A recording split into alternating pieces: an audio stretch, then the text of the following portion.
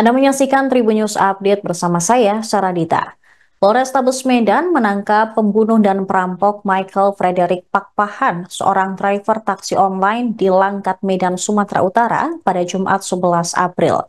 Tersangka merupakan ayah dan anak, yakni Kisranik alias K, 50 tahun, dan Agung Pradana alias AP, 24 tahun. Keduanya warga Dusun I, Desa Paya Bengkuang, Kecamatan Gebang, Kabupaten Langkat.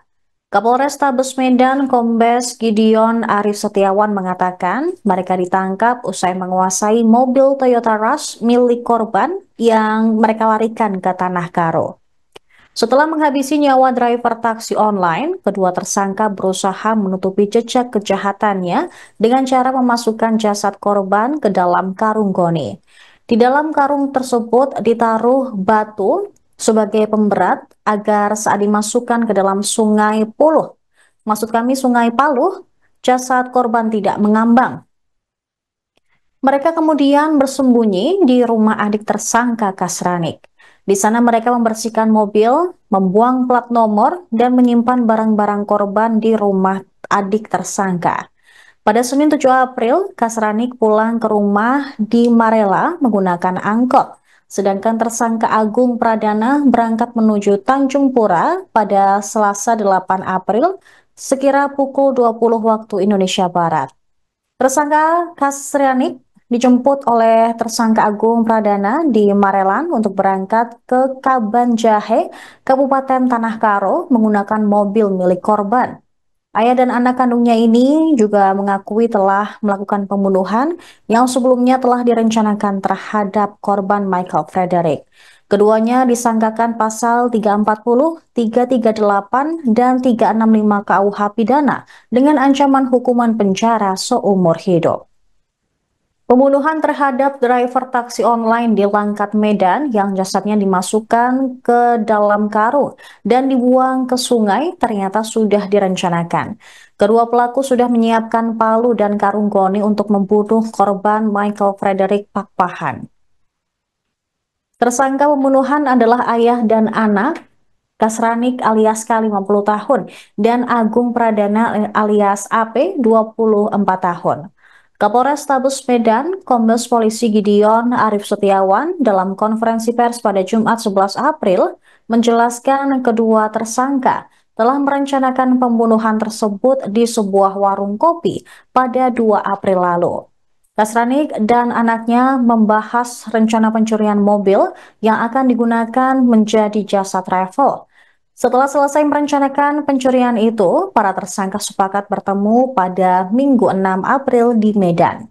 Saat itu, tersangka Kasrianik sudah mempersiapkan alat berupa palu dan goni besar untuk nantinya digunakan membungkus mayat korban. Sedangkan tersangka Agung mempersiapkan sarung untuk membekap korban. Kemudian pada Minggu malam, keduanya bertemu di Jalan Pinang Baris, tepatnya di rumah makan Melayu. Agung memesan taksi online di sebuah aplikasi menggunakan handphone tersangka Kasrianik. Kemudian pukul 24 waktu Indonesia Barat, taksi online dengan mobil Toyota Rush berwarna hitam yang dikemudikan oleh korban tiba di tempat kedua tersangka menunggu.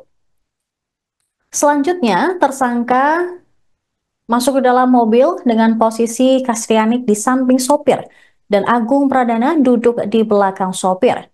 Driver taksi online mengemudikan mobil ke arah Tanjung Anom, Kota Medan. Namun, setibanya di Jalan Pinang Baris, Gang Wakaf 1, Kecamatan Sunggal, Kota Medan, mendadak tersangka Agung meminta korban untuk berhenti. Dia beralasan sedang menunggu temannya, lalu berpura-pura menelpon. Saat korban mengamati handphonenya, tersangka Agung langsung menjerat leher korban dari belakang menggunakan sarung yang sudah ia bawa. Sedangkan tersangka Kasrianik langsung mengeluarkan palu dari tas dan memukul kepala korban sebanyak 3 kali. Sarung yang menjerat leher korban tidak dilepas sampai korban terkulai lemas. Tersangka Agung memindahkan korban ke kursi tengah sambil menarik sarung yang berada di leher korban. Sesampainya di Gebang, Kelantan, sekira pukul 3 waktu Indonesia Barat, Mereka berhenti menurunkan korban dari mobil, memasukkan jasadnya ke dalam karung goni yang diperberat dengan batu, lalu juga membuang sarung di dalam karung tersebut dan dibuang ke dalam sungai.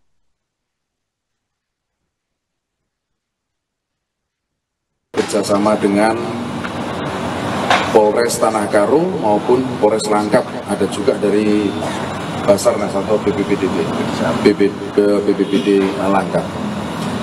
Setelah kemudian pada tanggal 7 mereka melaporkan bahwa saudaranya atau keluarganya ini hilang, kemudian dari data-data yang disampaikan, maka kita mengidentifikasi ada 2 orang yang punya peran penting dalam hal itu, yaitu atas nama K dan atas nama AP. Pada tanggal 9 April 2025 yang bersangkutan tertangkap tangan karena menguasai kendaraan korban. Pada saat itu korban kendaraannya adalah bentuk ras, jenis Toyota Ras, kemudian berada di Tanah Karo. Ya, 2 orang ini tertangkap tangan menguasai kendaraan milik korban. Lalu dari interogasi benar bahwa dia melakukan tindak pidana pembunuhan yang sebelumnya sudah direncanakan dan menyampaikan bahwa korban dibuang di daerah Langkat.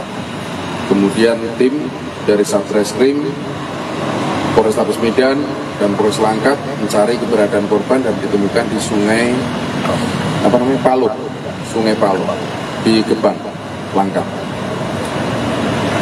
Sehingga clear ceritanya bahwa mereka merencanakan pembunuhan sejak tanggal 2 April 2025 dengan motif ingin menguasai kendaraan milik korban yang kemudian nantinya akan dijadikan kendaraan untuk anaknya. Ini kedua ini kebetulan bapak dan anak.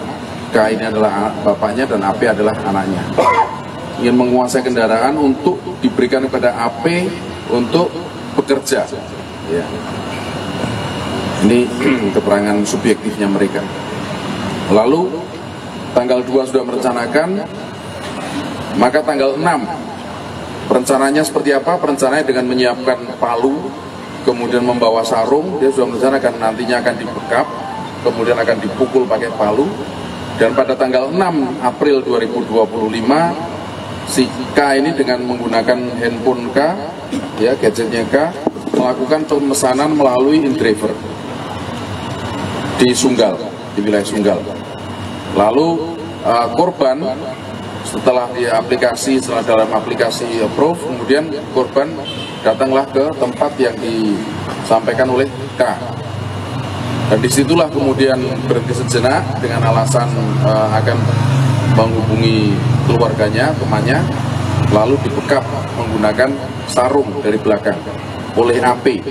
Ya, posisinya K itu di depan, kemudian di depan ya, kemudian AP di belakang sopir, belakang korban.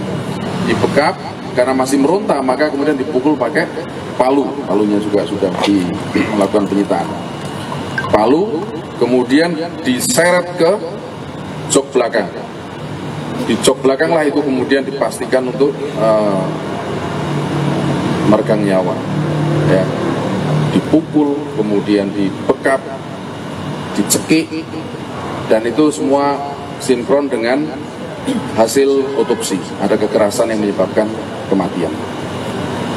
Lalu setelah melakukan itu, si AP dan setelah melakukan pembunuhan meyakinkan yang korban tidak bernyawa lagi, kemudian menuju ke Langkat, ke tempat saudaranya. Menuju ke Langkat, si korban kemudian dipindahkan ke karung, ya, dibawa ke karung, karungnya juga ada, dan dibuang dengan menggunakan pemberat batu.